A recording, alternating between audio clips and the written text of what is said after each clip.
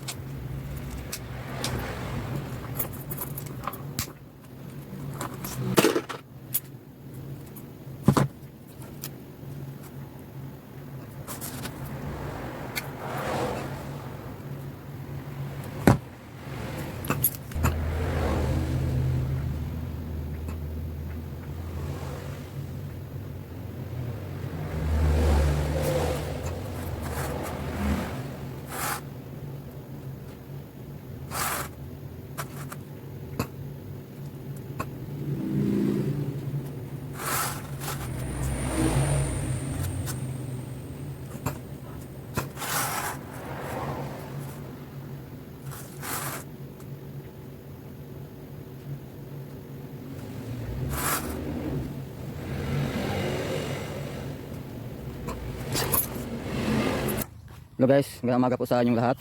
Dito po ako sa actual site. I-test ko lang yung ating bagong gawa na kitchen gold detector. Ito siya guys. Subukan natin ngayon dito kung makakaabot siya ng malayo. Tingnan natin. So as usual dito tayo guys sa tabi ng creek, no. Ayan guys. So makita natin yung puno ng bamboo is nandoon lang guys. So ang distance dito estimated 50 to 60 feet. At siyempre doon banda malayo guys, no. So try natin yung ating kitchen gold detector kung kaya niya mag-detect guys. Ito ay gawa lang sa triple battery at saka yung LCD na screen guys, no. Try natin guys. Tingnan, no. Yung kamay ko guys naka-sandal sa cellphone.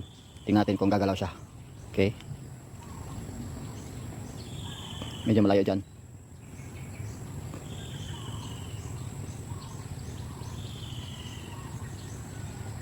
Tingnan guys, nakakarating din doon siya. Kaya pala niya mag-detect ng layo guys, no. 50 to 60 feet.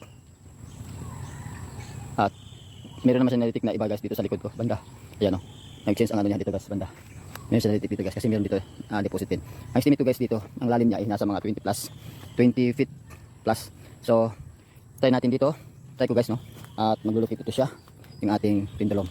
At lapitan natin siya guys. So to all my viewers, just observe our new kitchen gold detector.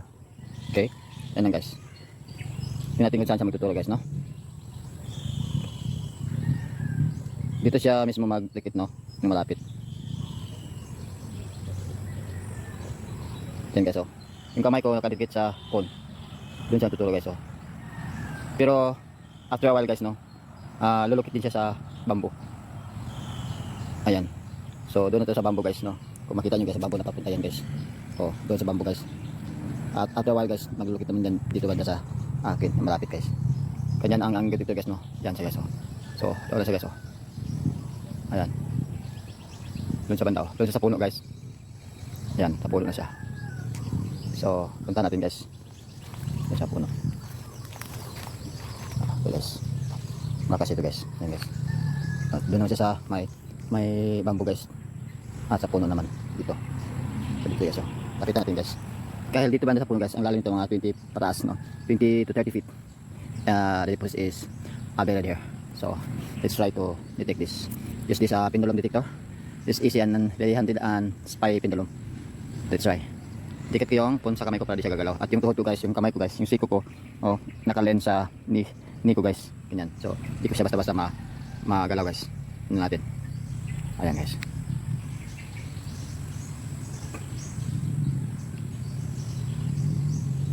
Ayan guys. Oh. Hindi ko siya sinasadyang galawin guys, pero gumagalaw siya.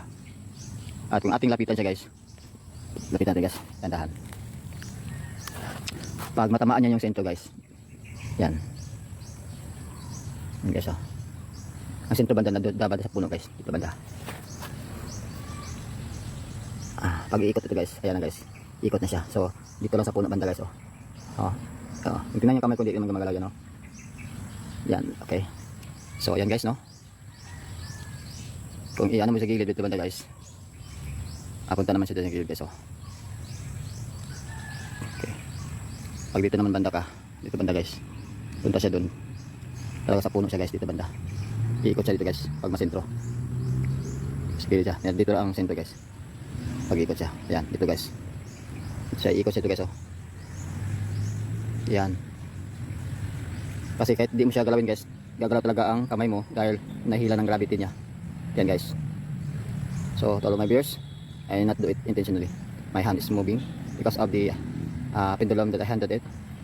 Yan guys. So okay guys, yung ating pendulum gold detector guys. So ito lang, madaling kayahin guys.